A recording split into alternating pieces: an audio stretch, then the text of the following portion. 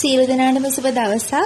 ඉතින් අධ්‍යාපන මිනුම් ඇගයුම් සහ තක්සේරුකරණය කියන විෂය යටතේ අදත් එක් සුවිශේෂී විශේෂේෂ්ත්‍රයක් පිළිබඳව මම කතා කරන්න බලාපොරොත්තු වෙනවා. විෂය කොටසක් පිළිබඳව අද මම ඔයාලත් එක්ක සාකච්ඡා කරන්න බලාපොරොත්තු වෙන්නේ BS බ්ලූම්ගේ ප්‍රජානන ශාස්ත්‍රය ගැන. ඉතින් මම හිතන්නේ කාර්යබහුල ජීවිතයක් ගත කරන ඔයාලා හැමෝටම පාඩම් කරන්න වෙලාවක් හොයාගන්න හරිම අමාරුයි. ඒ වුණාට ගෙදර දොරේ වැඩ කරද්දි ගමන් බිමන් යද්දි මොනවාම හරි වැඩක නියැලලා ඉන්නවනම් මේ වගේ වීඩියෝ එකක් අහන්න තියෙනවනම් මම හිතන්නේ හොඳට මේ පාඩම් ටික පාඩම් හිටිනවා. ඉතින් හැමෝම අමාරුයි කියන මිනුම් ඇගයුම් විෂය ඉතාම ලේසියෙන් පාඩම් කරගන්න, ඉතාම ලේසියෙන් මතක තියාගන්න ගොඩක් පහසු වෙයි කියලා මම බලාපොරොත්තු වෙනවා. ඉතින් මම හිතන්නේ තාමත් subscribe කරේ නැත්නම් අපේ YouTube channel එක ඔයාලට පුළුවන් subscribe කරන්න. අපේ YouTube channel එක තමයි My School Teacher EDU යාත්‍රා කියන YouTube channel එක. ඉතින් ඒ හරහා ඔයාලට අපේ කලින් දාපු videos බලන්න පුළුවන්, අලුතෙන් දාන videos බලන්න එකතු වෙන්න පුළුවන්. ඉතින් මම ආරාධනා කරනවා හැමෝටම subscribe කරන්න කියලා අපේ YouTube channel එක. ඔයාලට පුළුවන් like කරන්න පුළුවන්, මොනවා හරි දන්නේ නැති දෙයක් තියෙනවා නම් අහගන්න හරි, මේ වීඩියෝ එක ගැන කියන්න දෙයක් තියෙනවා නම් හරි ඔයාලට comment කරන්න පුළුවන්. ඒ වගේම තමයි මේ වගේම මේ විෂය අවශ්‍ය වෙන පිරිස ගොඩක් ඉන්නවා. විද්‍යාපීඨවල ඉන්න ළමයි, එහෙම නැත්නම් ගුරු විද්‍යාලවල ඉගෙන ගන්න ගුරු සිසුන්, PGD කරන කට්ටිය කැම්පස් එකේ වෙන්න පුළුවන්, එහෙම නැත්නම් පෞද්ගලික විශ්වවිද්‍යාලයක වෙන්න පුළුවන්, ඕපන් යුනිවර්සිටි එකේ වෙන්න පුළුවන්. ඒ ඕනේ කෙනෙක්ට මේක බලන්න පුළුවන්. ඒ නිසා ඔයාලට පුළුවන් මේක share කරන්න. යාළුවන්ටත් බලන්න, යාළුවන්ටත් හොඳ දැනුමක් ලබා ගන්න. මම හිතනවා මේ හැම දෙයකින්ම ඔයාලටත් ඒකෙන් පිටක් ලැබෙයි කියලා මේක හරියට කරගත්තොත්. හරි. එහෙනම් අපි අද බලමු. මම අර කලින් කිව්වා වගේ අපි ශේෂ දෙකක් කලින් කතා කරලා තියෙනවා. මම හිතන්නේ කලින් වීඩියෝස් බැලුවොත් එහෙම ඔයාලට බලන්න පුළුවන් මේකේ කතා කරලා තියෙන විෂය කොටස් මොනවද කියලා. ඉතින් ප්‍රජාන ශාස්ත්‍රය තමයි අද කතා කරන්නේ. මේක ඉදිරිපත් කළ දෙන්නේ BS බ්ලූම්.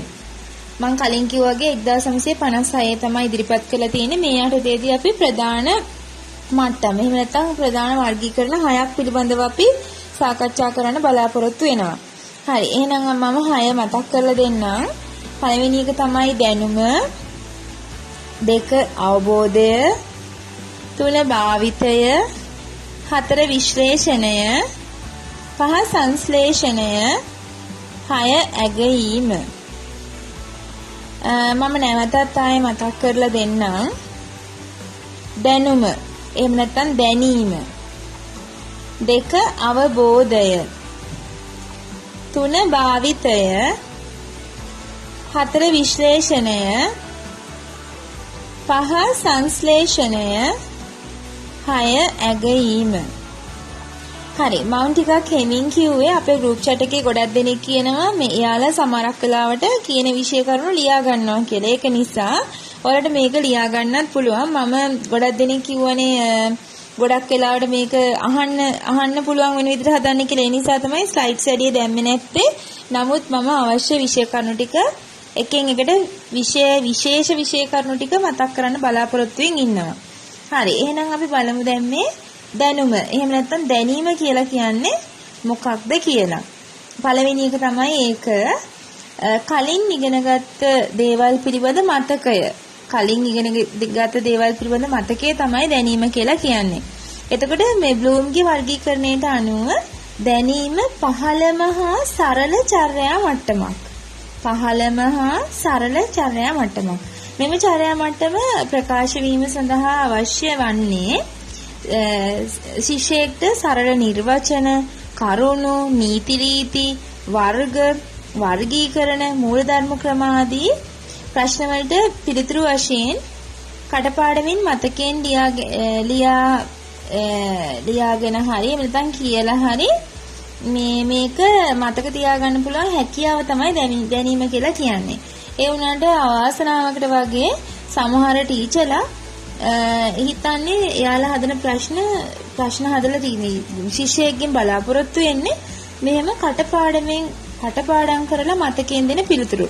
ඒ වුණාට ඒ ආකාරයකට ශිෂ්‍යයෙක්ගේ තර්කණය, එහෙම නැත්නම් චින්තන හැකියාව නැගීමට ලක් කරන්න අවස්ථාව ලැබෙන්නේ නැහැ. ඒ වුණොත් ඉතින් අපි අධ්‍යාපනයෙන් බලාපොරොත්තු වෙන්නේ ගොඩක් වෙලාවට අපි අධ්‍යාපනයෙන් අපේක්ෂා කරන්නේ කරුණු මතක තබා ගැනීමේ හැකියාව කියලා වැරදි මතයක් ශිෂ්‍යයා තුළ ඇති වෙනවා. ඒ කොම වෙතත් දැනීමේ උපකොටස් කීපයක් තියෙනවා.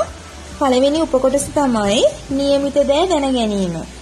નિયમિત දෑ දැන ගැනීම. මේකෙදි નિયમિત දෑ කියලා කියවම් පාරිභාෂික වචන පිළිබඳ දැනගෙන ඉන්න ඕනේ. සුවිශේෂී විෂය කරුණු පිළිබඳව දැනගෙන ඉන්න ඕනේ. දෙවෙනි උපකොටස තමයි નિયમિત දේවල ප්‍රයෝජන හා ව්‍යවහාර දැනීම. මේකෙදි සම්මත පිළිබඳ දැනගෙන ඉන්න ඕනේ. ආනති හා පටිපාටි පිළිබඳ දැනගෙන ඉන්න ඕනේ. ඒ විතරක් නෙමෙයි වර්ගීකරණ හා වර්ග පිළිබඳ දැනීම, නිර්ණායක පිළිබඳ දැනීම, ක්‍රම පිළිබඳ දැනීම තියෙන්න ඕනේ. ඊළඟ උපකොටස තමයි ශේෂ්ඨ සිද්ධාන්ත හා මූලධර්ම දැනීම. මේකෙදි මූලධර්ම හා සාමාන්‍යකරණ දැනීමක් තියෙන්න ඕනේ. න්‍යාය හා ව්‍යුහ පිළිබඳ දැනීමක් තියෙන්න ඕනේ. හරි, ඒ තමයි අපි කතා කරේ දැනීමේ උපකොටස්. හරි, මම දැන් යනවා වර්ගීකරණයේ දෙවෙනි විශේෂ කොටසට. ඒ තමයි අපි මුලින්ම කතා කරේ දැනීම, නැත්නම් දැනුම. දැන් කතා කරන්නේ අවබෝධය. අවබෝධය කියලා කියන්නේ කිසියම් කාරණයක් තේරුම් ගැනීමේ හා තේරුම් කිරීමේ හැකියාව. කිසියම් කාරණයක් තේරුම් ගැනීමේ හා තේරුම් කිරීමේ හැකියාව තමයි අවබෝධය කියලා කියන්නේ. එතකොට දැන් මේ අවබෝධය කොටස් තුනකට බෙදලා පෙන්වන්න පුළුවන්. පළවෙනි එක තමයි පරිවර්තනය. පරිවර්තනය කියලා කියන්නේ අදහස් එක් ආකාරයකින් තවත් ආකාරයකට පෙරලීම.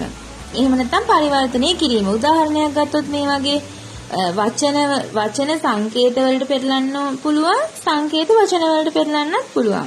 අන්න ඒ වගේ. දෙවෙනි එක තමයි අර්ථකථනය. අර්ථකථනය කියලා කියන්නේ තේරුම් කිරීම. එහෙම නැත්නම් අදහස පැහැදිලි කිරීම. ඊළඟ එක තමයි පුරෝකථනය. පුරෝකථනය කියලා කියන්නේ අර්ථ වලින් ඔබට තේරුම විහිදවීම. මෙන්න මේ වගේ උදාහරණයක් ගත්තොත් වර්තමාන හා අතීත කාලගුණික තොරතුරු අතරින් ඉදිරි මාසයේ වර්ෂාපතනය පිළිබඳ තත්ත්වය පිළිබඳ පෙරකීම. ඒක තමයි පුරෝකථනය කියලා කියන්නේ. හරි, දැන් අපි කතා කරේ දෙවෙනි කොටස අවබෝධය. දැන් අපි කතා කරන්නේ තුන්වෙනි මට්ටම. තුන්වෙනි ශේෂ්ත්‍රය භාවිතය. භාවිතය කියලා කියන්නේ සිද්ධාන්ත, නියම, මූලධර්ම මත ක්‍රම සංයුක්ත අවස්ථාවකදී ව්‍යවහාරයට යෙදීම.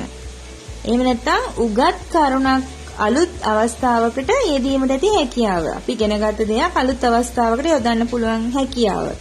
උදාහරණයක් ගත්තොත් මෙන්න මේ වගේ දන්නා ආර්ථික න්‍යායන් ඇසුරින් ආර්ථික ගැටලු විසඳීම.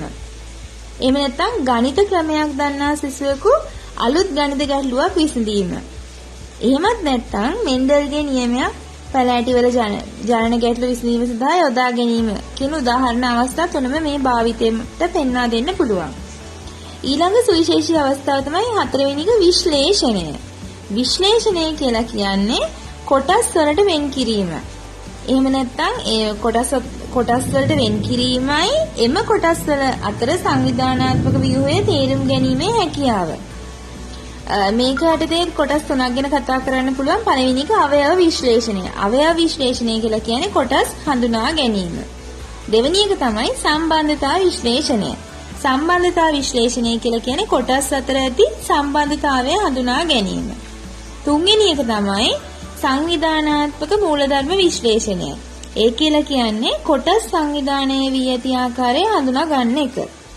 උදාහරණයක් කියලා කිව්වොත් එහෙම හරියට නිකන් රුධිර සංසරණ පද්ධතිය විග්‍රහ කිරීමක් වගේ. අන්න ඒ වගේ දෙයක් තමයි විශ්ලේෂණය කියලා හඳුන්වා දෙන්නේ.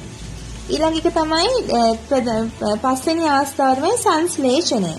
සංශ්ලේෂණය කියලා කියන්නේ අර විශ්ලේෂණයට ප්‍රතිවිරුද්ධ දේ. සමස්තයක් ගොඩනගෙන ආවරින් අංග කොටස් එකතු කිරීම. හරියට නිකන් උගත් දේ, ඉගෙනගත දේ සම්බන්ධ කරලා අලුත් නිමවුමක්, එහෙම නැත්නම් අලුත් නිර්මාණයක් කිරීමට ඇති හැකියාව. මේක භෞතිකව නෙවෙයි මානසිකව තමයි සිදු කරන්නේ. මේකට විශේෂයෙන් සැලැස්මක්, ක්‍රියාපිළිවෙලක්, එහෙම නැත්නම් ඒක වියුක්ත සම්බන්ධතාව දැක්වීම දක්වා පැතිර යන්න පුළුවන්. ඒකෙත් අපිට කොටස් තුනක් පෙන්වා දෙන්න පුළුවන්. නව ප්‍රකාශයක් මැවීම, එහෙම නැත්නම් ඊළඟ එක තමයි සැලැස්මක්, ක්‍රියාපද්ධතියක් තැනීම, එහෙම නැත්නම් වියුක්ත සම්බන්ධතා පද්ධතිය ගොඩනැගීම. මේ කොටස් තුන මේ සංශ්ලේෂණය කියන එකට අඩංගු වෙනවා. උදාහරණයක් ගත්තොත් මෙන්න මේ වගේ සාරාංශ ලිවීම, එහෙම නැත්නම් සැලැස්මක් තැනීම, එහෙම නැත්නම් රචනාවක් ලිවීම, ගැටලුවකට විසඳුම් ඉදිරිපත් කිරීම, පද්‍ය, කෙටි කතා, නවකතා වගේ දේවල් නිර්මාණය කිරීම මේ සංශ්ලේෂණය සඳහා යොදා ගන්න පුළුවන්. එතකොට ඊළඟ අවසාන මට්ටම තමයි මේ වර්ගීකරණයේ ඇගීම. 6 වෙනි එක ඇගීම, ඉවැලුවේෂන්. ඒ කියලා කියන්නේ යම් පරමාර්ථයක් සඳහා නියත නිර්ණායක යොදාගෙන කිසියම් දෙයකගේ විනිශ්චය කිරීම. ඒ කියන්නේ නියත නිර්ණායක තියෙන්න ඕනේ. එතකොට ඒකේ කොටස් දෙකක් පෙන්වලා දෙන්නම්. අභ්‍යන්තර සාක්ෂි අනුව අග යන්න පුළුවන්. අභ්‍යන්තර සාක්ෂි අනුව අගීම කියලා කියන්නේ උදාහරණයකින් පැහැදිලි කරොත් එහෙම උසස් නවකතාවක තිබිය යුතු අංගෝපාංග නිර්ණායක මත කිසියම් නවකතාවක් විවේචනය කරන්න පුළුවන්. ඊළඟ දෙවෙනි අවස්ථාව තමයි අගීමේ බාහිර විනිශ්චයකාරක අනුව අගීම. බාහිර විනිශ්චයකාරක. ඒකත් උදාහරණයක් වගේම පෙන්වුවොත් එහෙම කිසියම් නවකතාවක් සමකාලීන වෙනත් නවකතා සමග සසඳමින් විවේචනය කිරීම හෝ අගීම. අන්න ඒව තමයි මේ වර්ගීකරණයේ දක්නට ලැබෙන සුවිශේෂී ලක්ෂණ. එතකොට මේ දැන් කතා කරේ අපි බ්ලූම්ගේ ප්‍රජානන ශාස්ත්‍රය ගැන. මේක සරල අරමුණු වලින් ආරම්භ වෙලා සංකීර්ණ අරමුණු කරා ඉහළට නැගෙන ආයුරින් තමයි පෙළගස්සලා තියෙන්නේ. ඉතින් මම හිතන්නේ ඊළඟ වීඩියෝ වලින් මම බලාපොරොත්තු වෙනවා විශේෂයෙන්ම මේ ප්‍රජානන ශාස්ත්‍රයේ තියෙන වර්ගීකරණයේ යොදා ගැනීමේ ප්‍රයෝජනයි ඒකට ගැලපෙන ක්‍රියාපද ගැනයි කතා කරන්න. ඉතින් මම හිතන්නේ ඔයාලට මේ කොටස ගැන හොඳ අවබෝධයක් ලැබෙන්න ඇති. මේ